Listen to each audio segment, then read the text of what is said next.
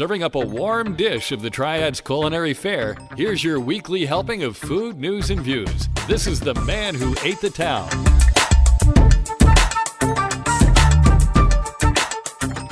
Well, hey, folks, and welcome to episode 128 of the Man Who Ate the Town podcast. This is for the week of October 7th through the 13th, 2019. My name is Tim Beeman. Ray Morgan. And we are opening the recipe box. We're recording this episode of the Man Who Ate the You're Town. not supposed to close it on my hand. You don't need to put you... Next time we'll use a fork. Dang it. We're recording this episode of the Man Who Ate the Town at the lab at Industry Hill. My beautiful wife Stephanie, along with the Beer Dads Paul Jones and his wife Susan, hung out with Ray's and my friend, the teleporting Jeff Davids, as well as the Winston-Salem Journal food editor and my pal Michael Hastings, and the Less Desirables work wife Danielle Bull and her mama at the Big Sip this past Saturday. We tried at least 20 different beers, several spirits, and tried and judged 5 chilies or stews. Now, that doesn't sound like a lot, but Steve said that a lot of people canceled at the last minute. I don't know if it was because of the fair, or the weather, or they were duped into participating in that other festival that totally ripped this one off, or what. But I would venture to guess that about a third of the vendors on the list didn't show up. Wow. And that's sad. That is sad. The festival had the potential to be huge, and with people backing out, it was a black spot on an otherwise awesome event. The turnout wasn't as big as I'd hoped either. Again, the fair, and it was quite chilly, which I loved. And yes, that is a pun. Yeah. I hope Steve does it next year and we can figure out a way to really blast this out there. And let's not schedule it at the same time of the fair either. That'd probably help. That would help. That would definitely help. Yeah. Is he still looking at doing one again after the first of the year? Yeah, he does the mac and cheese cook-off. Yeah. Then, and that's usually a really good event. So I hope that he does it again. And yeah, we had a good time though. So don't hear me wrong on any of that. It was a good event. I just wish that it wasn't the weekend of the fair, the first weekend anyway, and it wasn't. So many other things were going on that day, and you can't control all that. It just happens. And it could have been that the BB&T ballpark was only available on that day, so you had to do it that day. There's a lot of factors that, of course, I don't know what was going on. It's just, I'm just observing or speaking my observations. But Michael, Danielle, and myself judged those 5 chilies. They were Butcher and Bull, Vin 205, Wine Merchants, Bibbs Downtown, Blue, and Foothills. There were, like I said, several others that were supposed to come, and they backed out either in the middle of the week or last minute, which, that Even sucks. middle of the week is last minute for an event like this. Yeah. But we enjoyed, it was just small tastings, but, we filled up on them, because you can go back as many times as you want. And I did go back for the not the Brunswick stew. That was from Bibbs. I went back for the Butcher and Bull chili, which had bourbon in it. Ooh. Not only did it have bourbon, it had Wild Turkey 101 in it. Oh. Yeah. Nice. Yeah, it was nice. Yeah, and then we ended up still going to Willow's that night, and I saw our friend Josh, and I had to apologize to him this morning because I don't know if I said anything, what I said, or whatever. But I was a bit smoked, really.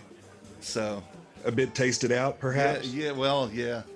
I think I only had one beverage at Willow's and some appetizers, and then we left. We actually got my son to come pick us up. That's the first time and probably the last time in a while I've First time I've done it ever, and probably the last time in a while. I don't want to make a habit of that, but yeah, it was. It happens when you have to taste, 20 different types of beverages. Oh yeah, I had to too. I mean, my arm was twisted. I was put into a corner. I couldn't get out until I tasted everything that I did, and I still didn't get to everything. I saw that they, had pictures, where they were cornering you with tasers and mace. Yeah, they did. And you were drinking because of that, only because of that. And a threat of asparagus. So, I go, yes, I'll drink that. I'll drink it. Yeah. Or I'm going to shove this asparagus down your throat. No, I'll drink it. Okay. I'll always take alcohol over asparagus. I take alcohol over most everything. So, well, that was good. It was a good event. I just wish there had been more people there. And like I said, there's probably 1,000 different factors as to why it wasn't as perfect as it could have been. But it's not for me to say. Well, unlike the SOB tour that we had to wait and wait and wait to hear the winners, tell us, who were the best stews and chilies of the day? I sent Steve a message this morning because he wanted us to text him our favorites in order, and Danielle sent me hers, and I sent both of ours to Steve, and I asked him this morning who won, and I've not heard back from him. Let me check just to make sure that I'm not lying to you. He pulls his phone out and double checks his text message application. Testing. No, he still hasn't. He has still not responded. I'll tell you my top three. All right. My top three, the first one was the Butcher and Bull. The second was the chili from Blue. It was really spicy. Had a lot of chili spice, and that's a good thing. You put a lot of chili in there. And they had pepper jack cheese on top of it, and ranch goldfish on top of that. So, it was pretty darn good. Yeah, that sounds good. I'm making sure I told you right. Yeah. And then the third one was Vin 205, who had a pork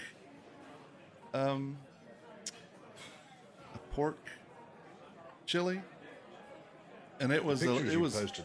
Yeah, it was kind of thick and meaty, but it was a good one. None of them were bad. It's just those three were better than the other two, I thought.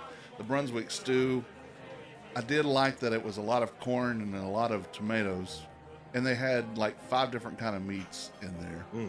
Oh, nice. But in the little ramekin that I had, I don't know how much of it I had. So, but it was good. And then Foothills, I commend them for, I could taste every individual thing in the chili. The only other side of that was I tasted everything individually and not cohesively as a chili. And I think that was but the flavors were good. It was almost deconstructed while being constructed, There was no cohesion to the chili, but it still tasted good. It just, as far as the other ones go, it just wasn't my top 3. Right. So, well, and chili is one of those. It's about the melding of what you're putting in there. Yeah. I mean, it's like a vegetable beef soup or stew. You want it all to be an amalgamation of the recipe, not right. I can have tomato juice and and corn and all that stuff separately, but that's not what. And the funny thing was, my wife liked the Foothills one because it had all those beans in it. And she is becoming, because she was like me with what I used to be with onions, and I wouldn't, it was far worse than asparagus. And now I find anything I can to put onions in. She has gotten, with the exception of pintos and lima beans, she's able to take a lot of it. She says with the pintos, she thinks what it was all the murk that it was always in. And I said, well, I don't plan on doing it with canned beans. I want to do dry beans and fix them right. So I want to give them a shot because I have never liked pintos either. But oddly enough, I like refried beans, which is just mashed. Well, it's different. Yeah. And you don't need a whole bowl of refried beans. No, you eat it by itself. Yeah. I made a pot of black-eyed peas and some cornbread to go with it this weekend. And lots of onion, a little salt and pepper, a little garlic, just done. Yeah, and some ham. Not a fan of the black-eyed peas myself, but that's okay. And I know Stephanie's not either. But Danielle is, because she talked about, for her birthday, all she wanted was black-eyed peas and cornbread, I think it was. So. Yeah, well, I mean, if you're going to have it, you should have it with cornbread. Yeah, I'm not a huge fan of cornbread either. However, they had cornbread in the Butcher and Bull, as well as the bourbon, and then like a little creamy sauce on top. So it was good. Well, the hot dog tasting trolley tour happened this weekend as well. And I know Michael Hastings went on this tour as well as doing the Big Sip because he hung out with me at the Big Sip. He had to judge desserts at the fair on Sunday as well, so he may just be eating salads today and the rest of the week. He's fasting for 3 days. Yeah, he I hope so. Anyway, they went to Kermit's, PB's, Zesto, and Pulliam's. So they didn't go to Zesto made the list. Awesome. Yeah. Algernon asked me about it, and I told him who to talk to, and he called Hal, and they worked it out to where they got on there. So they were the next to last stop. They started at Kermit's, then PB's, then Zesto, then Pulliam's. Wow. What an honor for Zesto's to be in company with those restaurants. Yeah. That's good because, it's still a great hot dog, even if, they've been around since 1945, but not this restaurant. But right. Yeah. I wanted to go, but I couldn't, obviously. Although Michael was able to make it, I didn't know that I would be able to. So I had a set of tickets that I gave away, and the winner of those tickets, Severine Udiger, said about the tour, Randy is very knowledgeable and fun, and Kelly was great too. There were plenty to taste and lots of good information about where we went, and also added info on Winston-Salem. I definitely recommend it as something to do. So, while I hear the tour wasn't full, again, the fair, I hope they have another one, and I certainly want to be part of it. Randy, who is the NC hot dog guy on Instagram, who was the chauffeur and host of this tour, and I talked very briefly about perhaps putting together some stops on my burger list for a trolley tour. Mm-hmm. Don't know yet when or if that will happen, but stay tuned. We will revisit that again in the next couple of weeks. Cool. So that would be now. You get back to the same problem that Michael had over the weekend. How many different places can you stop and have a burger in a single day? Well, the thing was all the hot dogs you only had a half a hot dog. So they made a hot dog and they cut it in half. So he really had 2 hot dogs. Okay. But here's the thing about Michael. When he left Pulliam's, the last one, he was left one of the places going to the next place.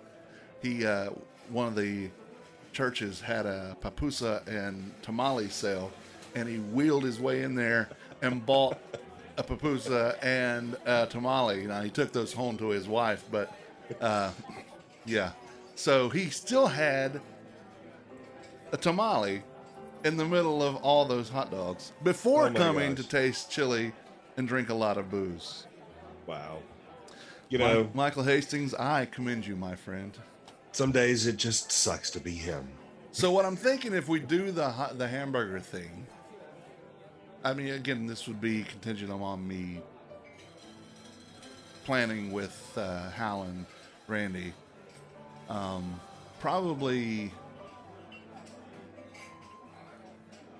halves, and only do like 3 or 4, and do halves, and you'll have 2 burgers basically. Yeah. But if we spread it out enough time, everybody should be okay. So, anyway, we're going to work on that. If it comes, we'll talk about it here. If it doesn't, oh yeah, we probably won't talk about it again. So, and if we do, it'll have a discount that'll be Man 5. Yeah, we'll work on that too. Man 5. Man 5. Well, Hop's Burger Bar is supposed to open. Now I'm finding out it's Friday. They told WFMY that it was Thursday, which Wednesday and Thursdays are soft opening. So they better be prepared on Thursday now that WFMY's put this out there. So I'm going to go ahead and tell you that they're going to be open Wednesday and Thursday, but Friday is the official opening of Hops.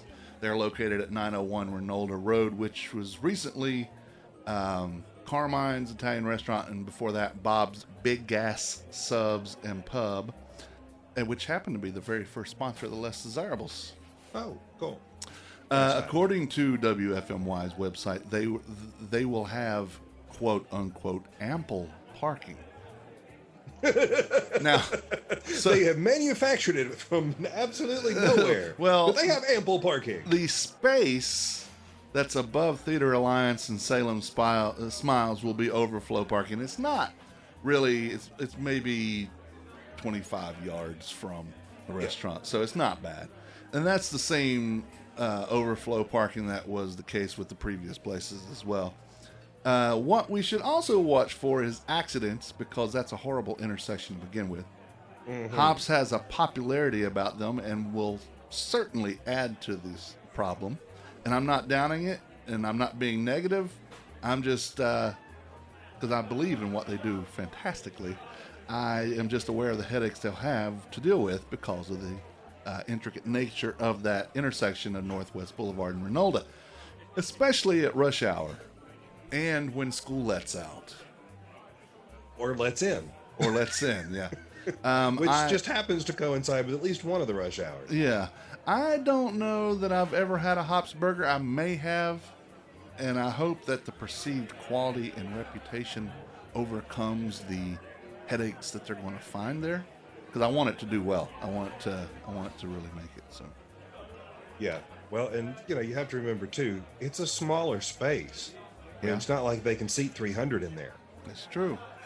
Which they'll find out. Oh yeah. Yep. Well, I'm sure they already know that. Yeah. Well, they'll the people. I mean, the people will find that out. not the restaurant. The restaurant knows. On the other side of the West End Quarter, there at Renolda and Broad, Alex's restaurant closed permanently on the 3rd of October. And the 3rd was when was that? Thursday? Yeah. But it hadn't been it has not been a popular spot in quite some time. I was not very impressed with it the only time I ate there. It was okay. It just seemed tired and worn out. Both the people who worked there, the people who were eating there, and the food. I'm surprised it lasted this long, really. Again, and I'm not being negative, I'm just being honest. Whenever I ate there, it was a sad shape of a place. People seem to love it, though, and that's okay. Well, here's the thing. The location won't be empty long. Because Dave Hillman, who owns Burke Street Pizza and Quiet Pint, will open a new project in this space. I was so hoping that it would be Buzzy's 2.0, but it's something else, and it's something very interesting. Poke. So they're bringing poke. Poke originally consisted of raw diced fish dishes in Hawaiian cuisine, but is more widely interpreted now into a variety of meats and healthy bowl dishes. According to the Winston Journal, Hillman said he expects his restaurant to offer poke bowls with tuna, salmon, and a variety of meats. It also said in this article that the restaurant will have a full bar. And Hillman said he will renovate. The renovation will include building a bar in the space as well as installing new flooring and making other improvements. And there's going to be a lot of improvements that need to go in there. Yeah, but I'm curious to see if he's going to blow out a wall and create a little bigger footprint. He might, but that we have to see what he can do with the. Is it a historic building? Will they take away parking spaces Will they have to add parking?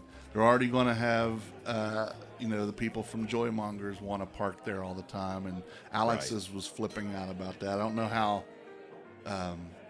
how Dave will handle it. We'll see. Interesting that he's bringing this concept to Winston-Salem, because we don't have any of that anywhere else in town. Well, no, we have the one that's trying to open over on, remember the big to-do with the health department that we got drug into? Or I got dragged into it. Yeah, I got dragged into it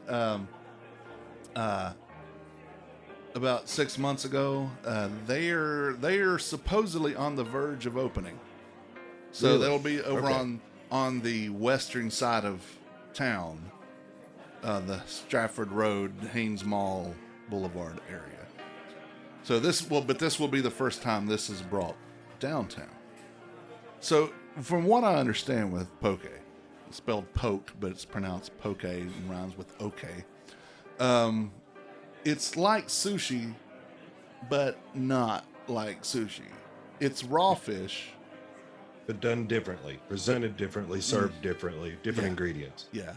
And I love sashimi fish, especially salmon and tuna. So I look forward to trying those. And they have different things. I'm sure there'll be some pineapples and stuff since it is a Hawaiian thing.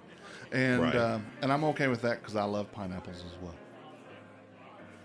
So, Dave, I talked to Dave this morning. He said he would keep me abreast of all the changes as they go. I'm going to see if I can go by and take some video of it and kind of document what's going on.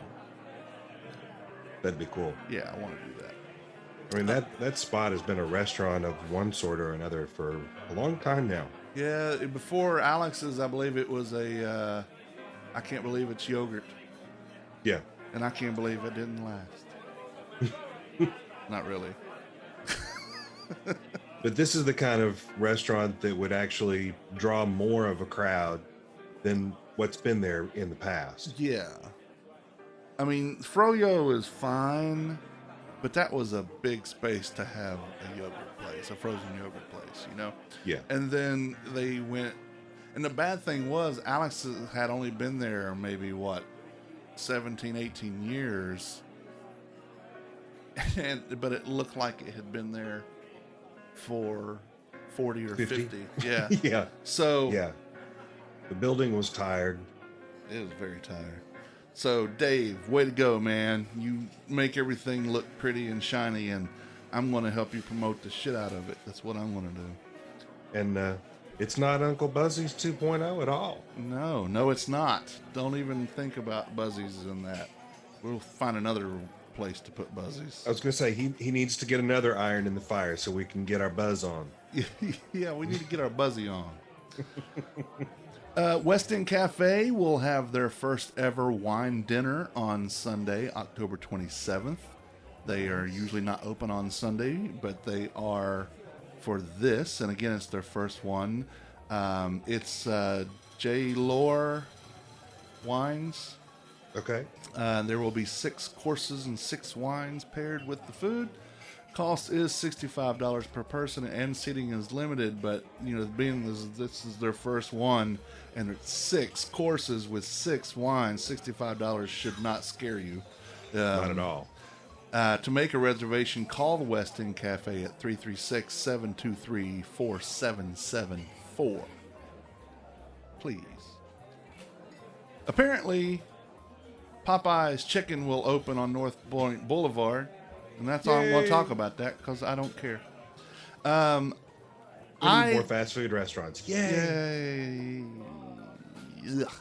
I Go Pink, the Breast Cancer Charities of America, is proud to partner with who else but Carrabba's Italian Grill during the month of October, Breast Cancer Awareness Month, with various in-restaurant events. Carrabba's Italian Grill will help raise awareness and funds to support women battling breast cancer across the nation.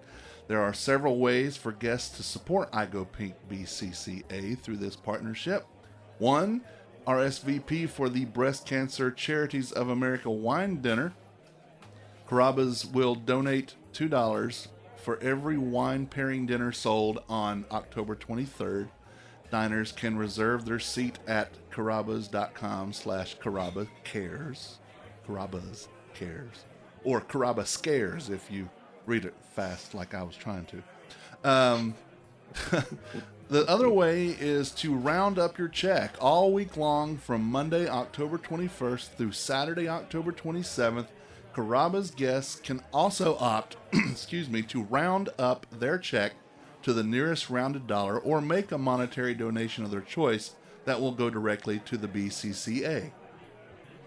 Funds raised by Carrabba's Italian Grill will go to the main program services such as Help Now Fund, a financial assistance program to support women undergoing treatment with their basic living expenses, the Feeling Beautiful Again program, a program that supports the emotional hardship women experience while undergoing treatment, and their state-of-the-art educational program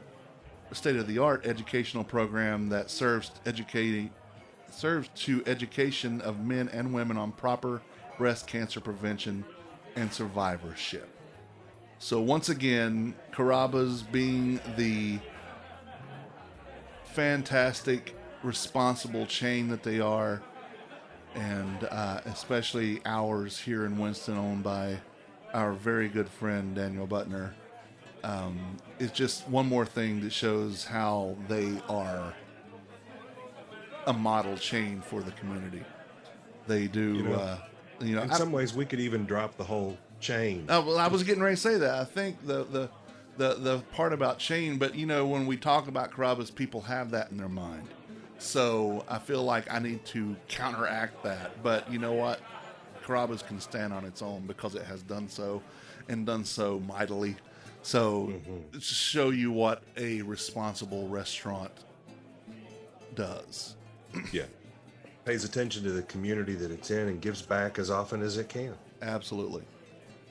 And he has, Daniel has in the vestibule there of his restaurant a brand new item. It is a cycling shirt from Foothills Cycling Team. Remember last week we talked about the event he was going to be doing.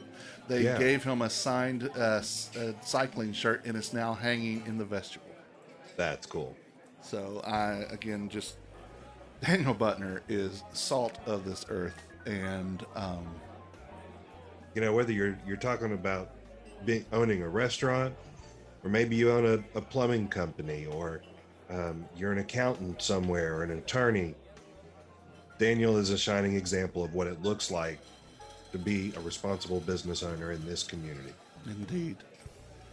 And he's just super cool. That helps. Yeah, and and then he's got that amazing beard. Yeah. After Pride, I'm working on mine. Are you? Yeah. Okay. Once Pride's over, I'm going to see how long I can get it. Not the mustache part, though. I can't do the mustache. Stephanie says no. Oh, well, there is that. Yeah. So, but the beard, I'll let the beard go.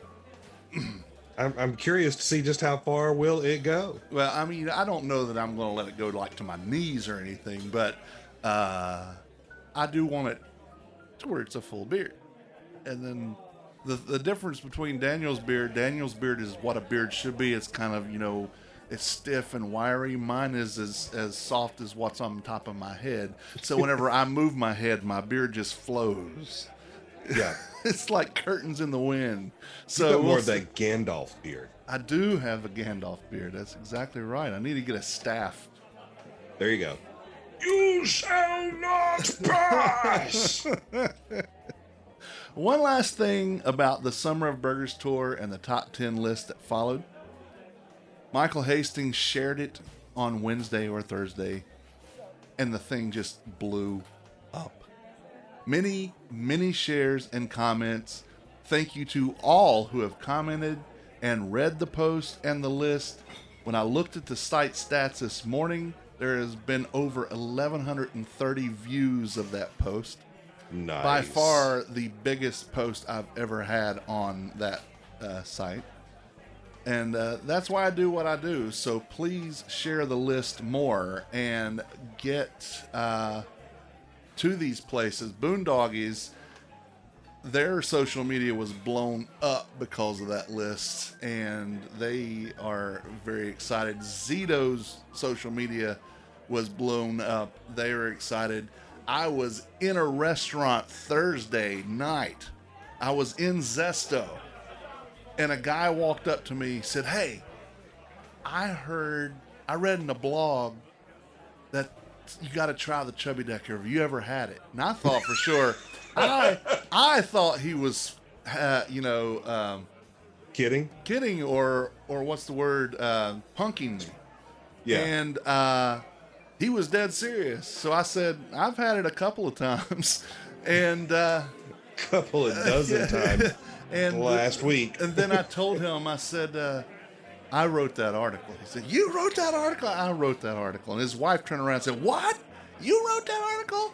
So they liked it. I am proud as the dickens of that list. Even the ones who didn't make it, I will still promote them to the top 10. There were plenty that were worthy of that list. You and I had a conversation off the air. Yes, we did. Last week after that list. And it was so hard to narrow it down, but I did. Here's a thought. Okay. You could do, when you're ready, look back over your list, the ones that are not in top 10, and give them the honorable mention 11th place spot, and they're all in the 11th place. You don't have to differentiate how they rank from there. It's just, man, these were all a hair's breadth away from top 10. Well, I did mention all of them in the post. Yes. So I don't know that I have to give them the 11th spot. Let's just say honorarily they all got the 11th spot. I like it. Yeah. So read that list over again, because I mentioned every place that I'd eaten for this tour.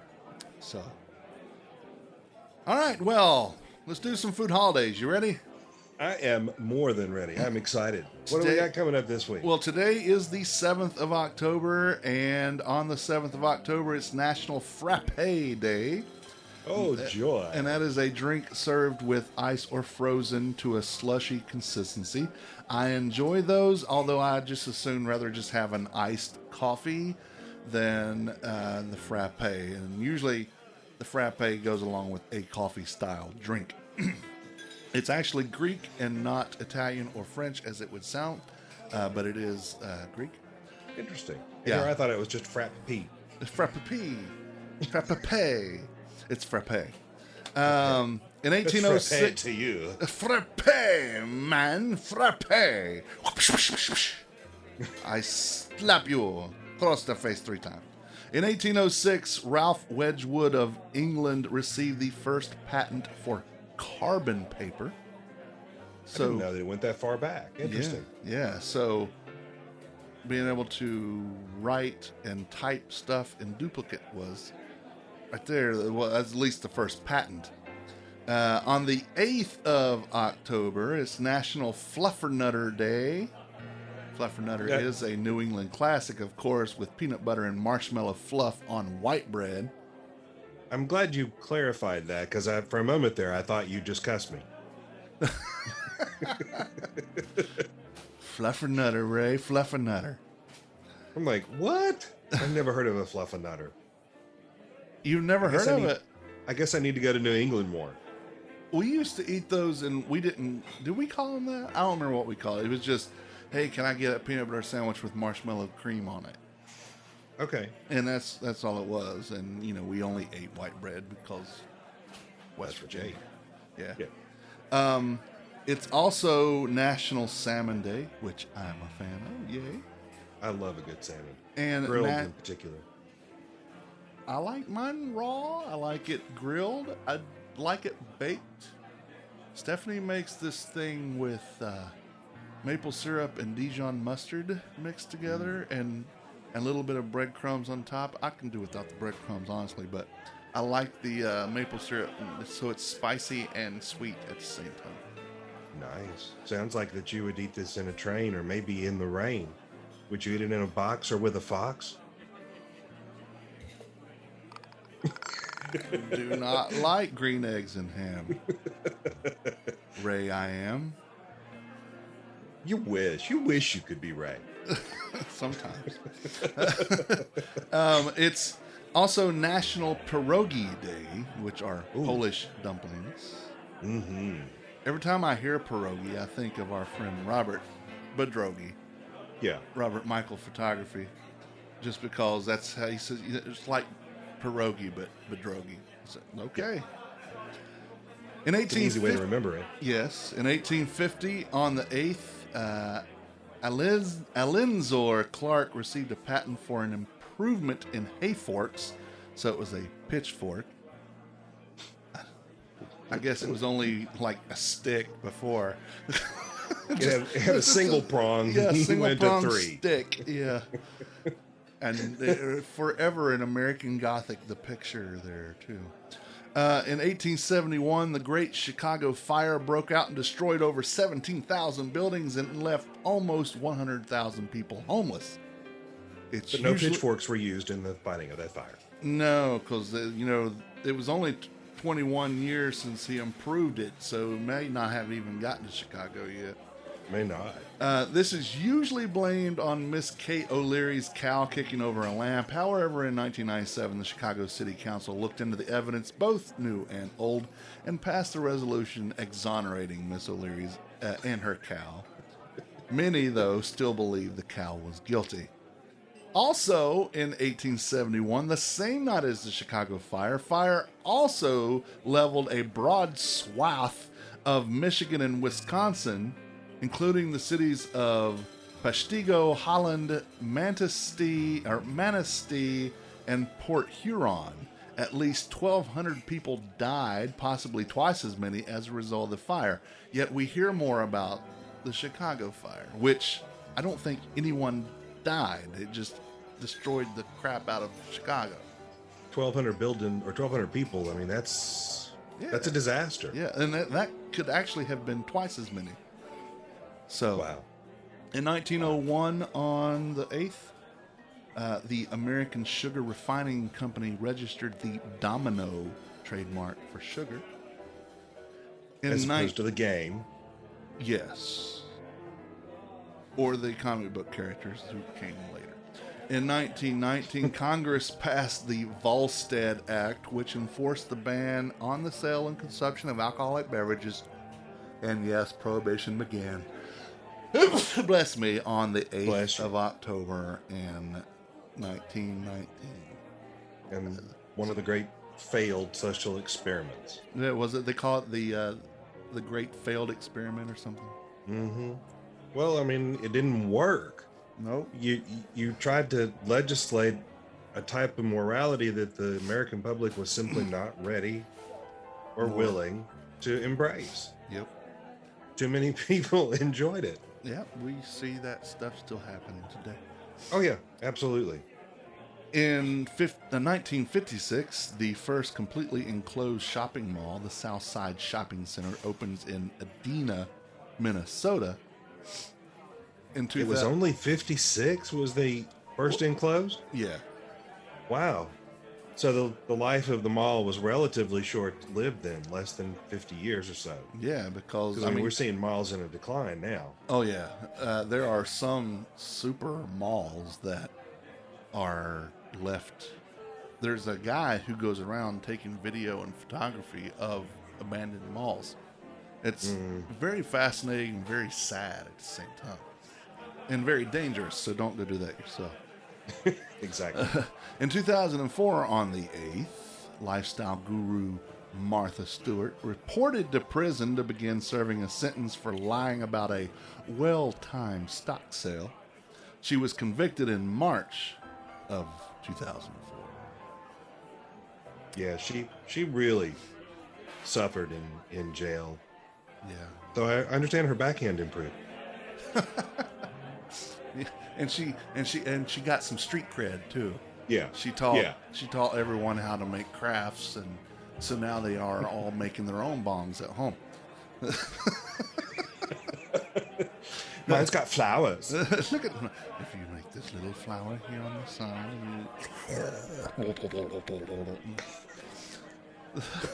10-9.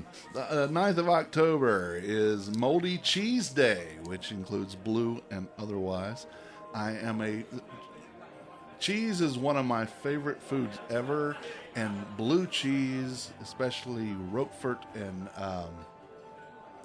what's the other one? I can't think now. Oh, that fancy one you got. Yeah, I love blue cheese. I'm allergic to blue cheese, but I love it because I'm allergic to mold. So but I'll take the little headache that I get from eating it because it tastes so good. It's so good. It's so good. It's also Grinder Hoagie Hero Day. Now we're talking. Yeah. I'm good with that. And if you go back to my list, I'm going to go back there. It was West End. West End Cafe was a hamburger grinder. So, yeah. So that would be the day to try it. Yep. If you haven't already gone down to West End and tried it. Yeah, Wednesday. That's the day. Wednesday's the day. It's Then also... Go ahead. I was like, then you're honoring this national holiday. And my list... It's worth honoring. Not all of them. There's a couple we've heard that we're not worth honoring. Like, what are you saying? You don't want to honor National Frappe Day? I'm good with letting that one just go right on by. Yeah. Listener, you're okay if you want to celebrate it. We're just probably not going to. If that's your day, if that's like, oh, my frappe, then yes, go. Enjoy it. Have a blast. Have a sip of a frappe for us, too. Also, the 9th is Beer and Pizza Day. Yes. I'm all for it. That's one of the great high holy days, right? It is. You know, it's one of the few days that I'm actually religious. On the 9th in 1855, Isaac Merritt Singer was issued the first U.S. patent for a sewing machine motor. And yes, his last name is Singer. Yeah, and that's folks who created them. In 1917, Clarence Saunders, founder of Piggly Wiggly grocery store chain in Memphis, the first true self-service grocery store, received a patent for a self-serving store. Yet we have many, many other stores like it now. So they're all, well, not all, but most of them are like that now. Most of them are. Interesting that every time I hear the name Piggly Wiggly, it just makes me grin.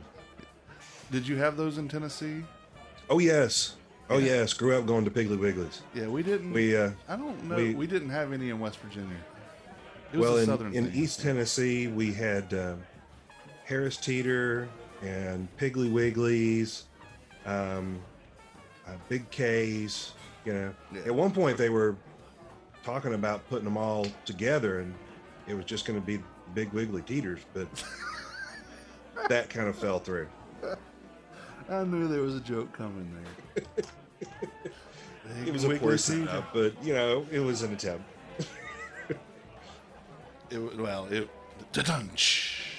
Thank you. Where was I? Okay. In 1936, the first generator at Boulder Dam, later known as Hoover Dam, began transmitting electricity to Los Angeles. You know, you ever been there? Have you seen it? I have not. I have stood on that thing. It's a remarkable feat of engineering. Someone in Stephanie's family, I want to say like a great uncle or something, worked on that. Really? Yeah. That's cool. One of the signs said that at the base of the dam, given the sheer amount of pressure that it's under, that some of that concrete has never actually dried out, but is still in a semi-liquid form. Whew. Yeah. Because of all the pressure. Yeah. But that's pretty cool. Is it cool? I thought so. Just, is it not to scare the bejesus out of you? Just thinking, well, this thing can crack at any moment now. Well, just looking over the edge and seeing that sheer drop down to the river. Yeah, now that's what will scare the out of you. Yeah, I'll leave that to someone. I don't like heights enough for that. Off one side, it's really not that far down because then there's all there's the a lot water. of water. But then on the other side, it's like, oh, and if that dam ever did break, anything downriver, kiss it goodbye. For hundreds of miles. Yeah, you're going to be gone for a while. They'll catch you on the Mississippi. In 1962, on the 9th, Union Carbide registered Glad trademark for plastic bags. Interesting. Trying to, keep it all positive. Yeah. Even though plastic, we believe now, may not be good for our environment. At least it's Glad plastic. Yep. It makes us all sad, that Glad. In 1996, on the 9th, the world's largest grilled cheese sandwich was made at 3,000 pounds. Oh my gosh. So again, 1.5 tons of sandwich. Yeah, so my question is, where did they put this and how is it one big sandwich? How did they grill it? Yeah, and how do you flip it? Yeah, exactly. Ho, ho, ho. Green Giant came out and flipped it for him. Yeah, I need to check that. Even he would have a hard time with this, I think. So I need to check on that and see how that actually happened. But I'll do some research. Or I won't, but I'll say that I will. And then you'll report back? Yeah, I'll report back if I ever think about it again after this. In 2007, on the 9th, SAB Miller and Molson Coors announced an agreement to combine their U.S. operations to create Miller Coors. U.S. antitrust regulators approved the joint venture on June 5th, 2008, and Miller Coors began operation as a combined entity on July 1st, 2008. Yeah. I'm not a big fan of, I like SAB Miller better than I like AB InBev, but whatever. On 2012, the last filling of the iconic 6.5 ounce returnable glass Coca-Cola bottles was capped in Winona, Minnesota. And no more. No, now they're like 8 ounces. The smallest ones you can get. But those are, all of them recycled, but they're not returnable. Right. So the 6.5 returnable glass ones were the ones you actually paid a bottle deposit on, and then you got to earn your money back on that. When I worked at Food Line for a little bit, that just confused the crap out of everybody. No, put it in there, ring it up on that little register thing, and bring us the ticket. There you go. Yep. I used to do that. Yeah. My grandparents were, conscientious that way, and they would take the bottles back, and I could get the change. Yeah. I liked it. Gave me money to buy candy bars. Not today, you couldn't. Well, No. one, they don't do that anymore, but two, the candy bars are expensive. Well, yeah, at that point, a Snickers was 25 cents. Yeah. Yeah, and so if you had 2 things of Coke cans or Coke bottles, that was 20 cents. If you had 3, that's 30 cents. You can get that tax and all. The 10th of October is World Porridge Day, which I'll skip and just go have my cream of wheat like we talked about last week. I'm just going to extend the beer and pizza day into the following day and not have porridge. Yeah, okay, I'm with you there too. But you can still wash it down because it's National Angel Food Cake Day. Oh, so that makes a nice pairing. Yeah, so you can put some strawberries and stuff and, have a shortcake. I like it. On the 10th in 1796, that's the traditional date for the creation of the metric system. Okay. And the system everybody continues to ignore? Well, unless you're the rest of the world? Yeah. Everyone except for us and, what is it, like Sri Lanka or something is something, the only ones that do that. In 1886, on the 10th, the tuxedo was created. Griswold Lorillard of Tuxedo Park, New York, fashioned the first tuxedo for men, a tailless black dress jacket. Interesting. That's how far back that goes. Mm-hmm. Actually, I thought it would have been older than that. I would have thought so too. Of course, You know, the tails maybe so.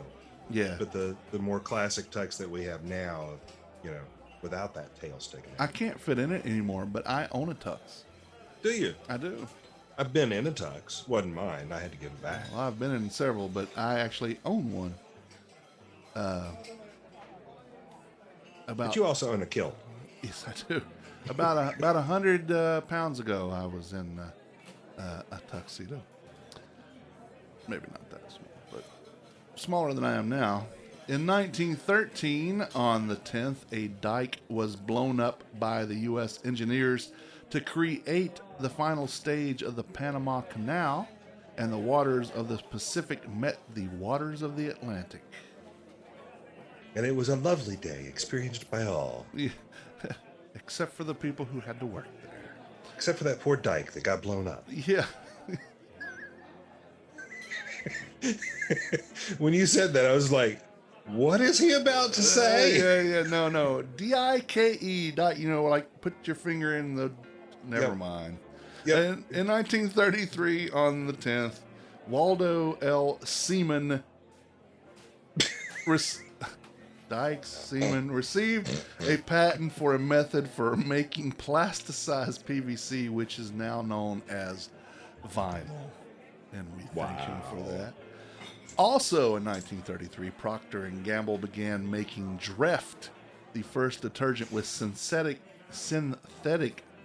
surfactants for home use. Detergents perform better in hard water than soaps. Dreft. Yeah, Dreft. There's a great marketing name right there. Dreft. Well, they still Sounds make like a it, I skin think. condition. Do they still make that? I don't think so. I don't know. I have not remembered seeing it in a store because I would have commented. And that's the kind of brand name that would have just solicited some response from me. Yeah, Dreft. Yeah. Man, I got a bad case of Dreft. Have you got anything for it? Well, it is still made. However, There's 3 stores in the country that sell it. No, this is what. Here we go. It is a laundry detergent in the United States, Canada, UK, and other markets. First produced by Procter & Gamble in 1933, it was the first synthetic detergent made.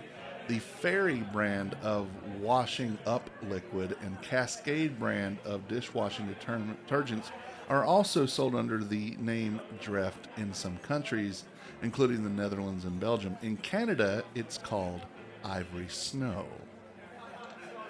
Ooh, okay. Yeah. So now Ivory Snow, that's a good name. Yeah.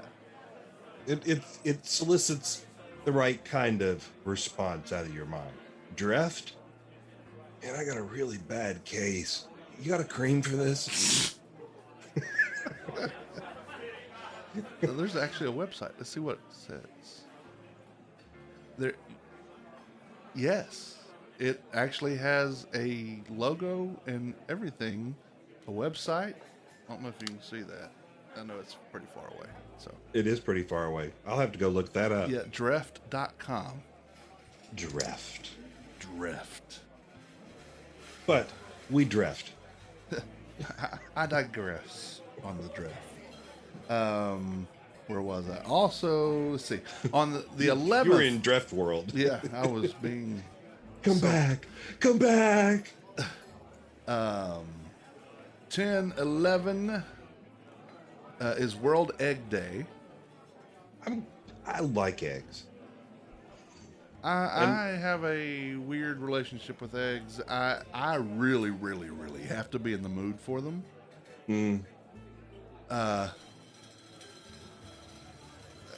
I use when I talk about how I do not like blues music. Yeah. Stay with me here. When people say, "Well, you like rock and roll," and rock and roll comes from blues music, I said, "Yeah, I don't like eggs either, but I like cake, and there's eggs in cake usually." Right. So it's the final product, not the ingredients that I like. So stop trying to make me like that crappy blues stuff and let me like my rock and roll.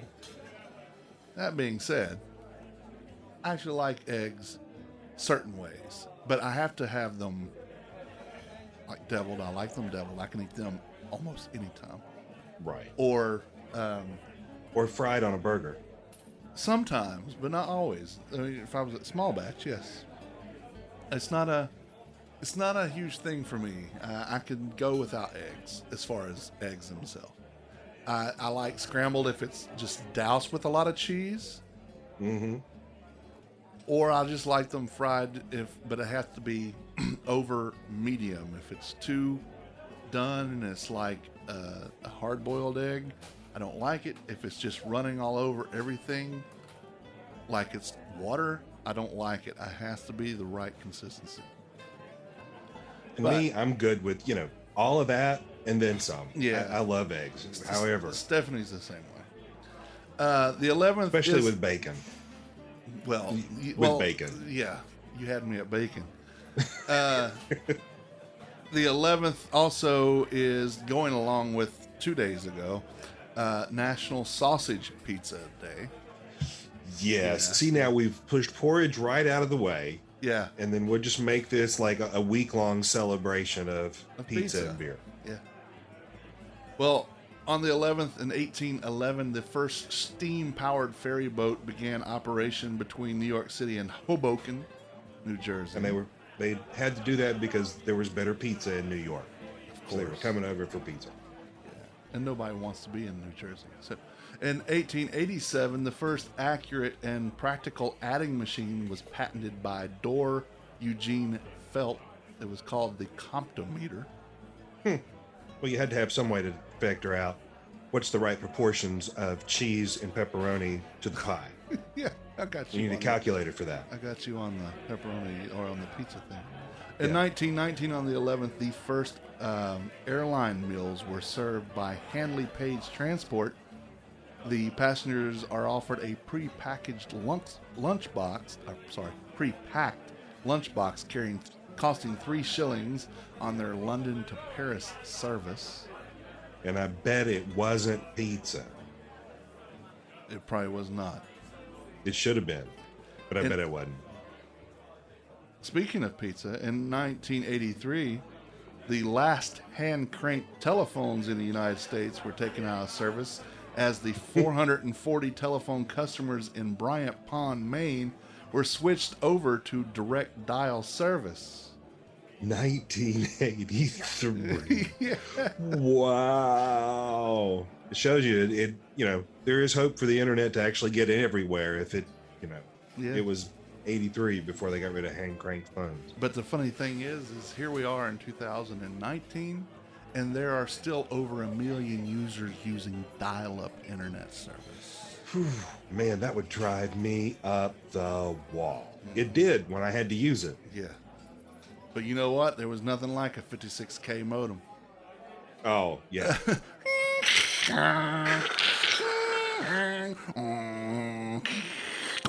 Welcome.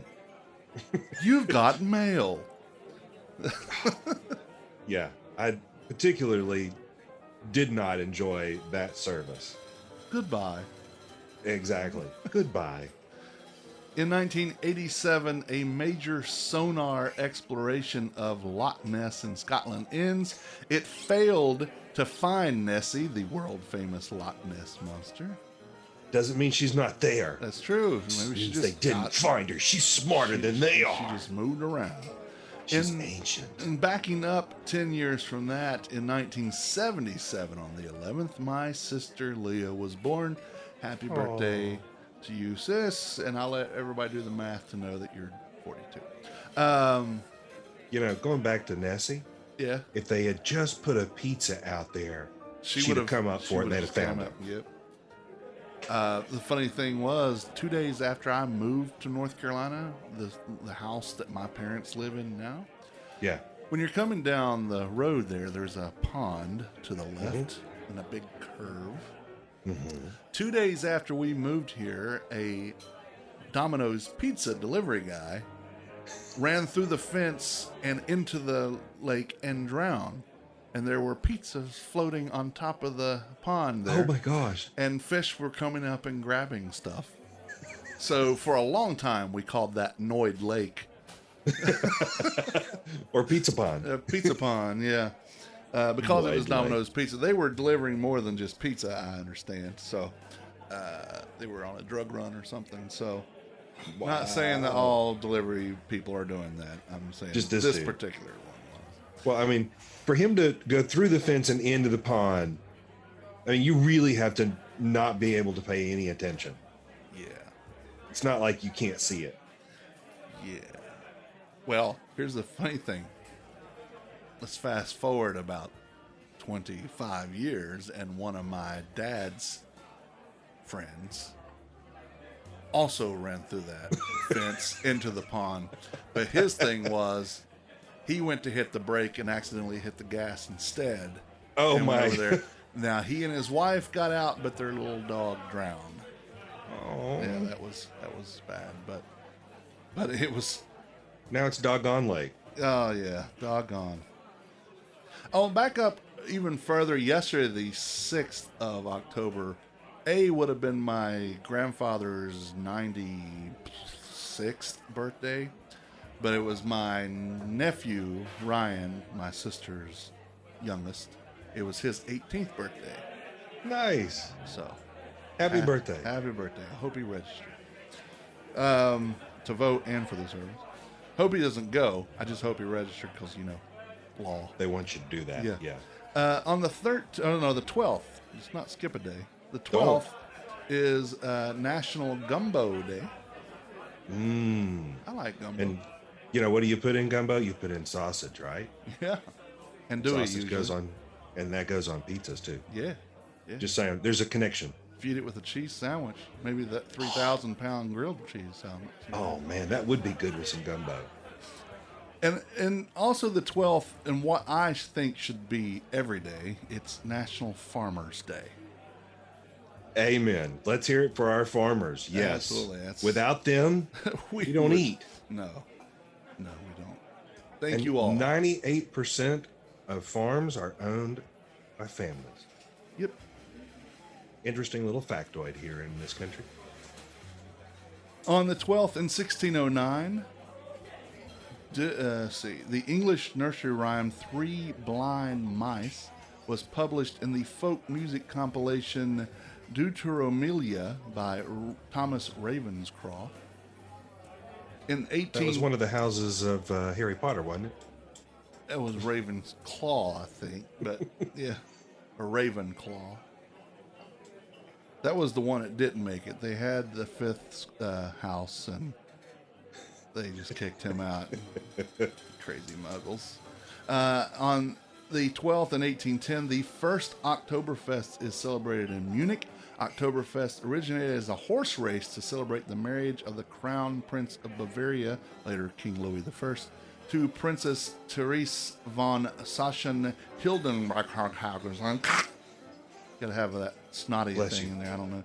Today, it is a 2-week festival ending on the first Sunday in October, which more than 1 million gallons of beer are consumed at this festival.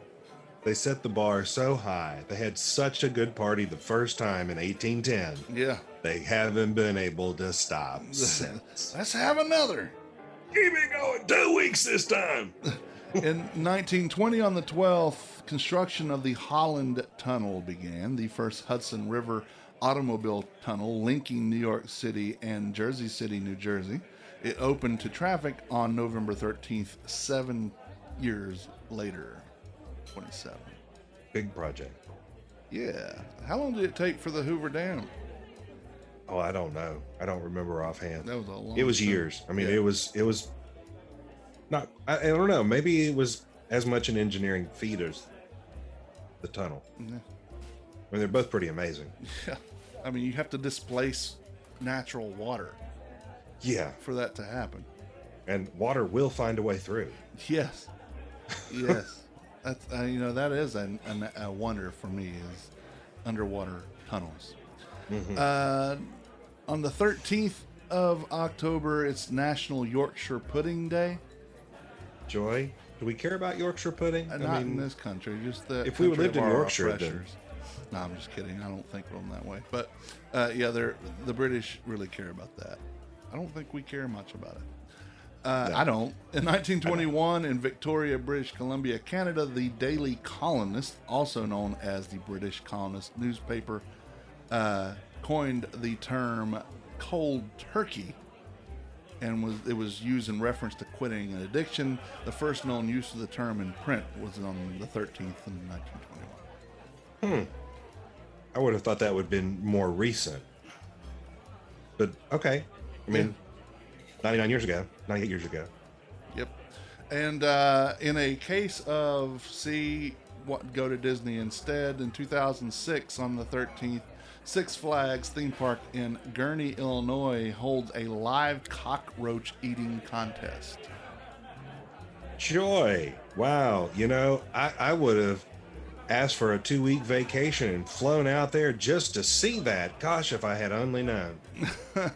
Yeah, I think that was the only time it happened. Let's hope. Yeah. Well, that's all your food, holidays, and history for this week. Thank you, James Ehler at foodreference.com for making us chuckle, roll our eyes, and want to vomit. Yeah, and we're not going to talk about cockroaches on pizza. No. Because I was going to say, we don't want to vomit the pizza part. You know, no, we want all the pizza and the beer. But not the cockroaches. And the beer. Yeah. Got to have something to wash it down. Yes, you do. Although, here's a fun fact for me. I'm not a fan of beer with pizza. Are you not? No, actually, as I have said before on several of the podcasts that I am the voice behind, I don't like to necessarily mix my food and alcohol. I like to do pairings when that's what we're doing. Right. But I would rather just drink water while I'm eating and drink the alcohol before and after. Okay. So you appreciate the alcohol for itself? Yeah, I don't necessarily. Again, I like pairings, so if any of the restaurants listen that want to invite me to a pairing, still invite me to these pairings. But that's not because those are cool. Yeah, but that's the point of those, is to do a pairing. This just drinking beer with pizza, I'll have a beer, then I'll have pizza, then I'll have beer. I don't necessarily need them together. But you my might favorite might even follow the second beer with more pizza. What I actually enjoy drinking with pizza is either Pepsi or Coke. Right. I just love that cola taste with pizza, especially crap pizza. You know, pizza has all the crap on it. Right. So that's what I like to drink with it. So one of the few times I drink soft drinks very rarely. I say very rarely. Let's just go back to rarely. If I'm at Zesto, I'm having a Cheerwine. Yeah. If I'm having that's pizza, an appropriate pairing. Yeah. If I'm having pizza, it's according to which pizza place I'm getting it from. If I'm going out for pizza, if I'm going to go sit in the pizzeria and they have craft beer, I will have a beer then, but I'll still drink water while I'm eating. Otherwise, if it's, because our thing right now is Domino's, if we're ordering out, I also order a 2-liter of Pepsi because that's what they have, and just pour it and drink the crap out of it. Great pizza burps too. That's awesome. Oh yeah. Yeah. So you would prefer the Domino's over the Papa John's or the Pizza Hut? Well, I go through cycles. For the longest time, I didn't like the idea of Papa John's. Then I liked Papa John's. Then I'm just tired of Papa John's. So let's try Pizza Hut. Pizza Hut was good for a little bit because it reminded me of my childhood. Come back and I said, okay, it's starting to get a little greasy. Domino's has gone out of their way to change their stuff.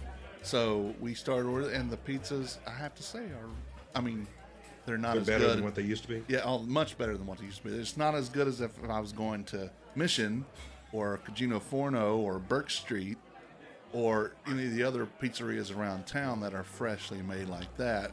But it's still, if I'm going to not want to leave my house and just have them come to me, like because I'm still one of those wrestling watchers, on a pay-per-view night or a football night, then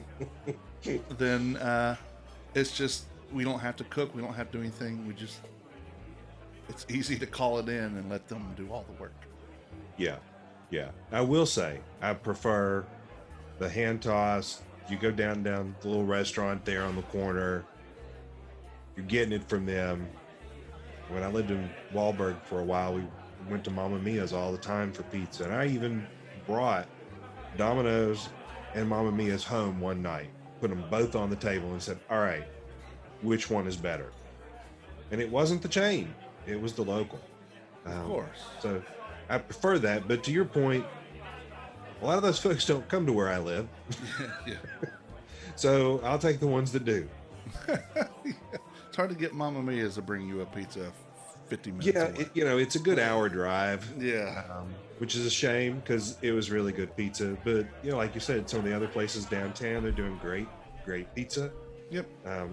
Maybe that's our next summer of, as we look at the pizza in the area. Yeah, that's on my radar to possibly look into. That's there. The desserts are there. Of course, what you just listed is pizza. I mean, those are some of the best places in town. Yeah, you're right. I mean, there's several places. There's the Whitaker Square. There's New Yorker around the corner here, which almost made the burger list. Truthfully, there's Mario's, which is all right. Not my favorite. Mario's was better. Yeah, I think I would give it another shot if I have my restaurants that I don't want to eat at, but someone recommended them, so I did it. So now, I will say one of my favorites is Mozzarella Fellas. They do a great pizza. Well, yeah, so there are plenty of places for us to choose from there. The sad part of that is usually pizza is more expensive than burgers. So to do that, I would have to have some sponsors, because that would be just hard for me to go out and spend all that. Yes, I can write it off on my taxes. However, that's not till next year. So delayed benefit. Yeah. All right, well, the Less Desirables. The Man Who Ate the Town podcast is part of the Less Desirables podcast network. Along with this podcast, you can listen to the Less Desirables, the Beer Dads, Fan Interference, Apartment 5 B&B's, Wax Vinyl, and more. You can find these podcasts and their latest episodes on our network website and directory, tldpodnetwork.com. You'll also find social media links to each one right there as well. Again, tldpodnetwork.com.